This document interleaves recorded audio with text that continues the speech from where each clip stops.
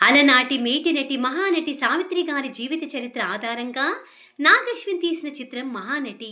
ఈ సినిమా చూస్తుంటే అప్పటి సావిత్రమ్మ గారు ఏ విధంగా ఉండేవారో, ఆమె జీవితం ఎలా ముగిసింది అనేది కళ్ళకు కట్టినట్టు కీర్తి సురేష్ నటించి చూపించింది.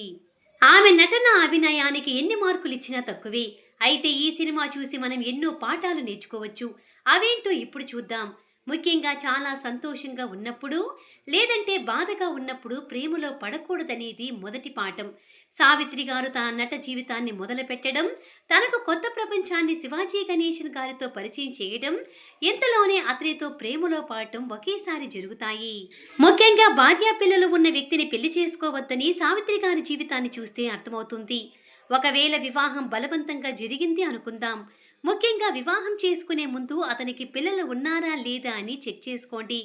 పెళ్ళైతే బలవంతంగా చేయగలరు, కానీ వారికి పిల్లలు పుట్టడం అనేది వారి ప్రమేయంతోనే జరుగుతుందనేది ఆలోచించండి.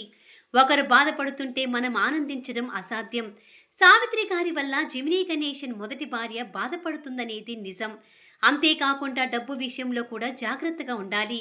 ఎవరికైనా సరే ఉచితంగా డబ్బులు ఇచ్చుకుంటూ పోతే చులకనైపోతాం.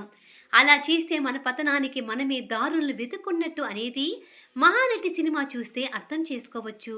మరీ ముఖ్యంగా బాధలో ఉన్నప్పుడు కానీ సంతోషంలో ఉన్నప్పుడు కానీ మద్యానికి అలవాటు కావద్దు. అలా అయితే ఈ రెండింటిలో మనకి ఏ ఫీలింగ్ వచ్చినా ముందు గుర్తుకు వచ్చేది మందే. దీనివల్ల బానిసయ్యే అవకాశం ఉన్నదని గుర్తించుకోండి.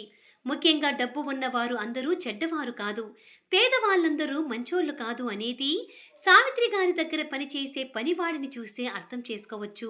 ముఖ్యంగా చెప్పుకోవాల్సింది ఎవరు తీసుకున్న గోతిలో వారే పడతారనేది సావిత్రి గారి జీవితాన్ని చూస్తే అర్థం చేసుకోవచ్చు. జెమినీ గణేశన్ లైఫ్లోకి ప్రవేశించి అతని మొదటి భార్య గురించి ఏమాత్రం ఆలోచించకుండా అతన్ని పెళ్లి చేసుకుంది సావిత్రి గారు. అదే జెమినీ గణేశన్ మరో మహిళతో ఉండగా కల్లారా చూసిన సావిత్రి గారు తన ప్రేమను చంపుకోలేక, గణేశన్కు దగ్గర అవ్వలేక చివరకు డిప్రెషన్కి వెళ్ళి మందుకు బానిసే తన జీవితాన్ని తానే పాడు చేసుకుంది.